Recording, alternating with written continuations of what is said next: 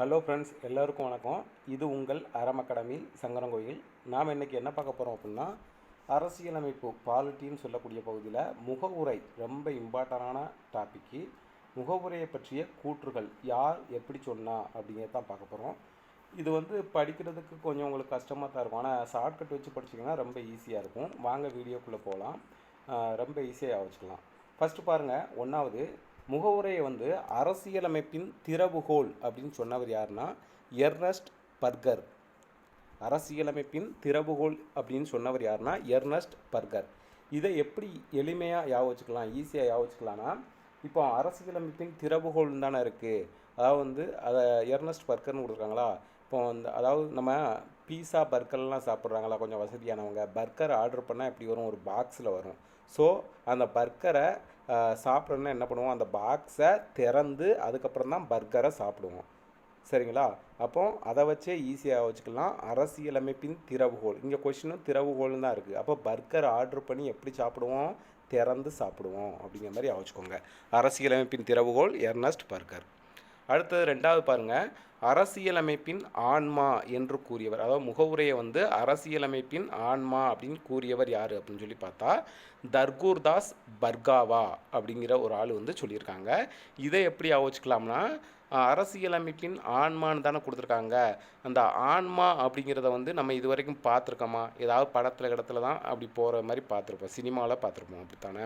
அப்போ ஆன்மாவை இது வரைக்கும் யாரும் பார்த்தது கிடையாது. ஆனால் இங்கே அந்த கூர்ன ஆளை பாருங்கள், தர்கூர்தாஸ் பர்காவா அப்படின்னு இருக்கா. அப்போ ஆன்மாவை பார்க்கவா அப்படின்னு சொல்லி கூப்பிடுறாங்க அப்படிங்கிற மாதிரி வச்சுக்கோங்க.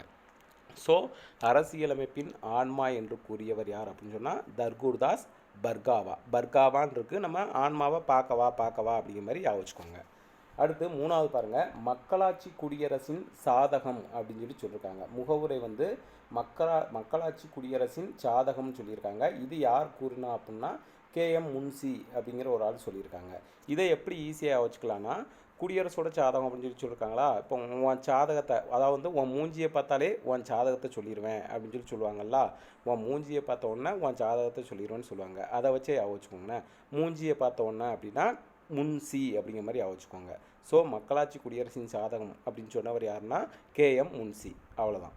அதுக்கப்புறம் நாலாவது பாருங்கள், அரசியலமைப்பின் அடையாள அட்டை. முகவுரை அரசியலமைப்பின் அடையாள அட்டை அப்படின்னு கூறியவர் யாருன்னு சொல்லியிருக்காங்க. அது யாருன்னு பார்த்தீங்கன்னா ஏ பால்கிவாலா அப்படிங்கிறவர். இதை எப்படி ஈஸியாக வச்சுக்கலாம்னா, இப்போ கேட்டிருக்க கொஸ்டின் என்ன, முகவுரை அரசியலமைப்பின் அடையாள அட்டை என்று கூறியவர் அப்படின்னு இருக்காங்க. அப்போ அடையாள அட்டை அப்படின்னா டோக்கன் அப்படின்னு வச்சுக்கோங்கண்ணே. இப்போ நம்ம டீ கடைக்கு அதுகளுக்கெல்லாம் டீ குடிக்க போனோம்னு வச்சுக்கோங்களேன். அந்த டீ வாங்கிறதுக்கு முன்னாடி அங்கே சொல்லுவாங்க, ஒரு டோக்கன் ரவுண்டில் டோக்கன் அட்டை வாங்கிட்டு வாங்க அப்படின்னு சொல்லுவாங்க. அப்படித்தானே. அந்த டோக்கனை வாங்கிட்டு போய் கொடுத்தா தான் டீ போட்டு கொடுப்பாங்க. ஸோ அந்த டோக்கன் அட்டைன்னு எடுத்துக்கோங்கண்ணே. அப்போ டீ குடிக்கணும்னா டீ எதில் போடுவாங்க, பாலில் தானே போடுவாங்க. அதை வச்சு ஈஸியாக வச்சுக்கலாம்.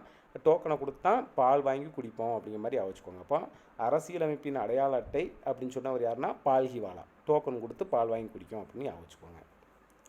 அடுத்தது பாருங்கள், அஞ்சாவது, அதாவது முகவுரை எங்கள் நீண்ட நாள் கனவையும் சிந்தனையையும் உள்ளடக்கியது என்று கூறியவர் யாருன்னா அல்லாடி கிருஷ்ணசாமி ஐயங்கார் அப்படின்னு சொல்லி கொடுத்துருக்காங்க. இதை எப்படி ஈஸியாக வைக்கலாம் அப்படின்னா, இப்போ நம்மளோட ரொம்ப நாள் கனவு என்ன, டிஎன்பிஎஸ்சியில் எப்படியாவது ஒரு ஜாப் போகணும், குரூப் 4ஓ குரூப் 2ஓ குரூப் 1 ஏதோ ஒன்றில் கண்டிப்பாக ஜாப் பண்ணணும். அதுதான் ரொம்ப நாள் கனவாகவும் சிந்தனையாகவும் நமக்கு இருக்குது. ஸோ நம்ம டிஎன்பிஎஸ்சி எக்ஸாம் எழுதுறதுக்கு முன்னாடி நல்லா ப்ரிப்பேர் பண்ணிட்டு எக்ஸாம் அன்னைக்கு என்ன பண்ணுவோம், ஏதோ ஒரு சாமியை கும்பிட்டு போகும்ல. அப்போ இங்கே கூறியவர் யாருன்னா அல்லாடி கிருஷ்ணசாமி ஐயங்கார் இருக்கா. கிருஷ்ணர் அப்படிங்கிற ஒரு சாமியை கும்பிட்டு போகிறோம் அப்படிங்கிற மாதிரி வச்சுக்கோங்க. எங்கள் நீண்ட நாள் கனவையும் சிந்தனையும் உள்ளடக்கியது என்று கூறியவர் யாருன்னா கிருஷ்ணசாமி. ஏன்னா கிருஷ்ணசாமியை வணங்கிட்டு போய் எக்ஸாம் எழுதுகிறோம் அப்படிங்கிற மாதிரி வச்சுக்கோங்க. லாஸ்ட் பாருங்கள், ஆறாவது, இந்திய முகவுரையானது அமெரிக்க முகவுரையை விட மேலானது, எங்களின் உயிர் மூச்சு அப்படின்னு கூறியவர் யார் அப்படின்னு சொல்லி கேட்டிருக்காங்க.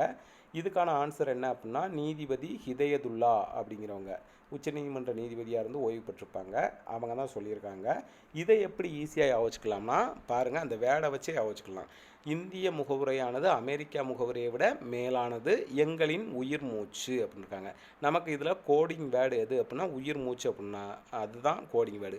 இப்போ உங்கள் உயிர் வந்து நின்று போச்சு உயிர் வந்து போகணும் அப்படின்னா எது நின்று போகணும்?